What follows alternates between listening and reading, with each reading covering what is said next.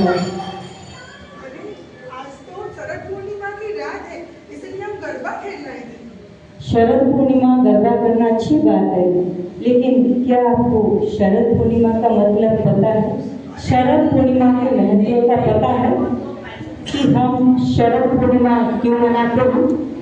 हमें तो पता ही नहीं था कि शरद पूर्णिमा का गरबा कैसे खेला जाता है, उसका महत्व क्या है। हेलो दीदी, आप ही हमें बताइए कि शरद पूर्णिमा का महत्व क्या है। अभी मैं आपको बताती हूँ।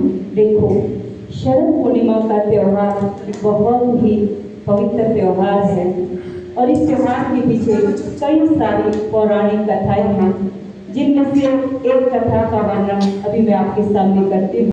एक बहुत ही धनाढ्य व्यक्ति था जिसकी दो कन्याएं थीं और दोनों कन्याएं बहुत ही भक्ति भावना वाली थीं। पूर्णिमा के दिन उपवास करती और बहुत ही भावना से भगवान को याद करती, भगवान की आराधना करती, भगवान का सिमरन करती। लेकिन एक बहन उपवास को बीच में ही तोड़ देती थी, जबकि दूसरी बहन उपवास को पूरा करती थी। उनके पिता ने दोनों की शादी कर दी। बहुत ही अच्छे संस्कारी घर में, धनाढ्य घर में दोनों का विवाह हुआ। विवाह के उपरांत दोनों ने एक संतान को जन्म दिया। एक बहन की संतान जन्म लेते ही मर जाती, जबकि दूसरे की संतान स्वस्थ रहती। एक बहन बहुत ही दुखी हुई और दुखी मन से वो विचार करने लगी कि मेरे साथ ऐसा क्यों होता है, कि मेरी संतान जन्म लेते ही मर जाती है। अपने इस दुख की पीड़ा को सुनाने के लिए पुजारी जी के पास जाती है और पुजारी जी को अपनी व्यथा सुनाती है। पुजारी जी, मेरा बच्चा जन्म लेते हुए मर जाता है, इसका कारण क्या है? कृपया करके आप मुझे बताइए, मैं बहुत दुखी हूँ, मेरे दुख का निवारण कीजिए। पुजारी जी ने उसे समझाया कि आपने शरद पूर्णिमा का जो व्रत है वो कभी पूरा नहीं किया, व्रत को बीच में तोड़ देते थे, इसी कारण से आपकी संतान मर जाती है। अगर आप शरद पूर्णिमा के उपवास को, अपने व्रत को पूरा करोगे तो आपको भी संतान का सुख अवश्य प्राप्त होगा। पुजारी जी की ऐसी बातें सुनकर उसने सोचा कि आज से मैं शरद पूर्णिमा का उपवास पूरी लगन से करूंगी और घर जाकर आने वाली पूर्णिमा को उसने पूरी निष्ठा से व्रत को पूरा किया, श्रद्धा भाव से उपवास किया और भगवान की कृपा से उसको एक सुंदर संतान की प्राप्ति हुई और उसको संतान का सुख मिला। तो सुना आपने, ये थी ऐतिहासिक कथा। अब इस कथा का महत्व क्या है, या कहें कि इस कथा का आध्यात्मिक रहस्य क्या है? देखा जाए तो हर इंसान अपने जीवन में कुछ ना कुछ श्रेष्ठ संकल्प अवश्य करता है, लेकिन दृढ़ता की कमी होने की वजह से वो अपने संकल्पों को पूरा नहीं कर पाता। और जब हमारे संकल्प पूरे नहीं होते तो हमें उन संकल्पों का फल नहीं मिलता। इसी कारण से हमारे जीवन में दुख और अशांति रहती है। अगर हम अपने संकल्पों को दृढ़ता के साथ पूरा करें तो संकल्प का फल हमें अवश्य प्राप्त होता है।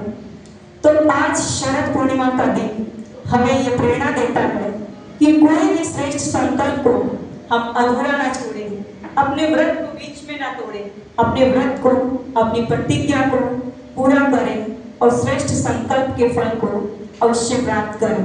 तो दृढ़ता का प्रतीक है ये शरद पूर्णिमा।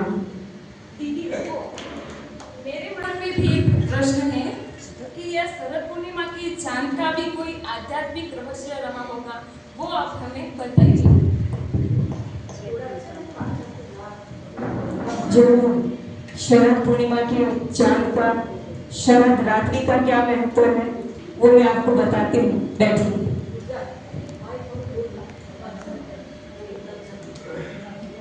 वर्ष के अंदर 12 पूर्णिमा आती हैं और उन 12 पूर्णिमा में शरद पूर्णिमा का विशेष महत्व है, क्योंकि इस दिन शरद रात्रि की शरद ऋतु की शुरुआत होती है और वर्षा ऋतु की समाप्ति होती है। शरद पूर्णिमा का डायरेक्ट संबंध समुद्र के जल के साथ होता है। चंद्रमा की किरणें जल स्तर को जब ऊपर की तरफ खींचती हैं तो समुद्र में ज्वार भाटा आता है। मनुष्य के शरीर में भी 85% जल पाया जाता है। इस दिन जल की गति और जल के गुण क्रियाशील होते हैं, परिवर्तनशील होते हैं और चंद्रमा अपने तेज पर होता है। चंद्रमा से औषधीय किरणें निकलती हैं, जो किरणें मनुष्य के शारीरिक और मानसिक स्वास्थ्य के लिए बहुत लाभदायक होती हैं।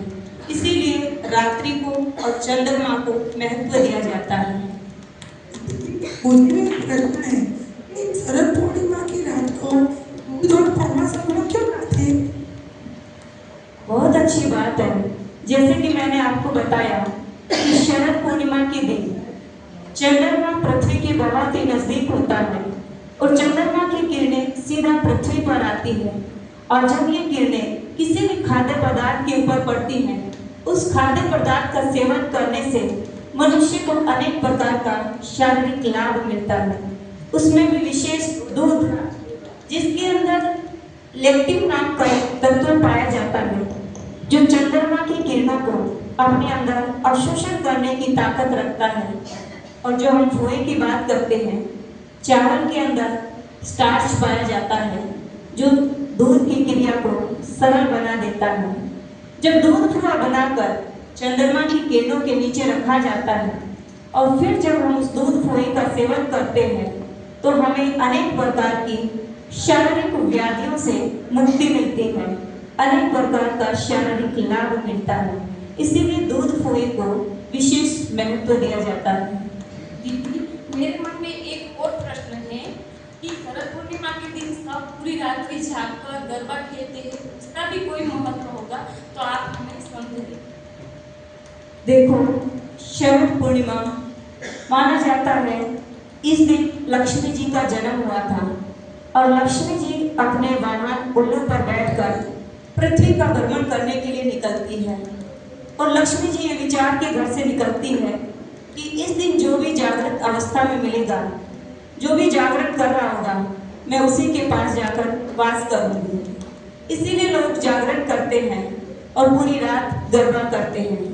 लेकिन देखा जाए तो ये जागरण कोई रात्रि के जागरण की बात नहीं है।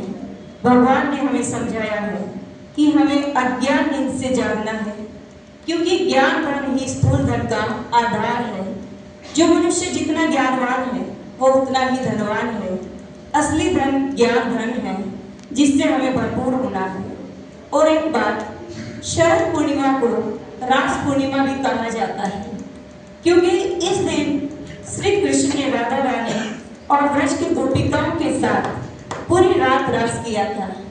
इसलिए लोग पूरी रात जागकर रास लीला करते हैं, क्योंकि रास गरबा का हमारे जीवन में विशेष महत्व है।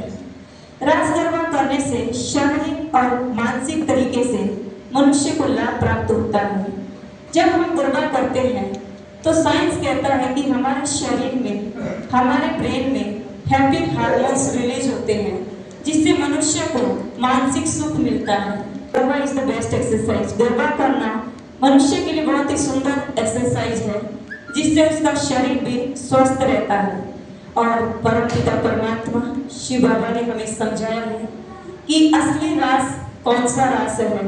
हम सब के साथ मिलकर रहें, संस्कार मिलन का रास करें, एक दूसरे के साथ स्वभाव संस्कारों को एडजस्ट करके चलें और सबके साथ संस्कारों को मिलाते हुए चलें। ये रास गरबा जब हम करते हैं तो निस्संदेह हमारे जीवन में सुख और शांति की भरपूरता हो जाती है। तो ये है शरद पूर्णिमा का आध्यात्मिक रहस्य। समझ में आया? हाँ, अभी तो आज पूरा समझ में आ गया कि अभी तक हमको ये गरबा रस के साथ संस्कारों का रास कैसे बनाना है। इसीलिए आज हम व्रत लेते हैं कि गरबा रस के साथ हम सब संस्कारों का रास मिलन करेंगे, फिर हम आज रात गरबा खेलेंगे।